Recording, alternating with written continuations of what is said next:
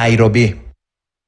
All right, now the world will next week be marking the World Malaria Day. Whereas major strides have been made in Kenya in combating the killer disease, a lot remains to be done. In Siaya County, for example, malaria remains one of the biggest challenges there. Bramwell Bwire reports.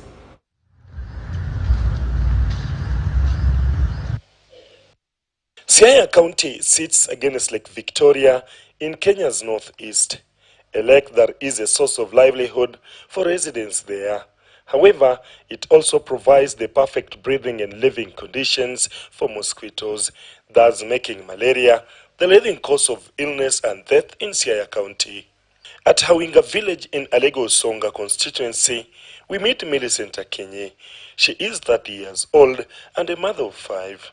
Akenye has only one net that she uses with her 8-month-old baby, thus exposing the other children to malaria. Niko na watoto watano na niko na nyumba mbili. Niko na neti moja na huyu mdogo ndo analala ndani ya neti, hao wengine walali kwa neti. Hawinga village borders Lake Kanyaboli, the 1,000-hectare lake filled with papyrus reeds that act as a breeding and living space for mosquitoes. We have an oxbow lake near us with a thick, dense papyrus, which is the best breeding place for mosquitoes. We have done 995 households mapping, and out of the 900, we have realized there's a net deficit of 521.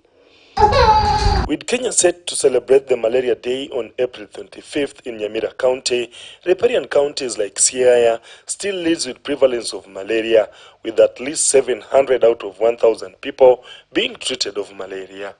We realize, yes, the Ministry of Health is providing mosquito nets to expectant mothers, breastfeeding mothers, and is only one net per household.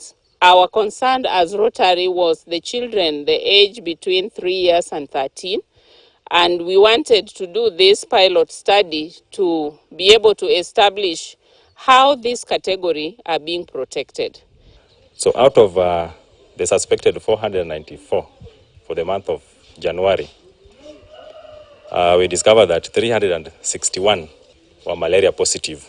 According to Siaya residents, malaria is not only deadly, but also very expensive to manage. Studies indicate that household expenditure on malaria treatment ranges from about 7% of household income for the average household to 32% of household income for the poorest groups.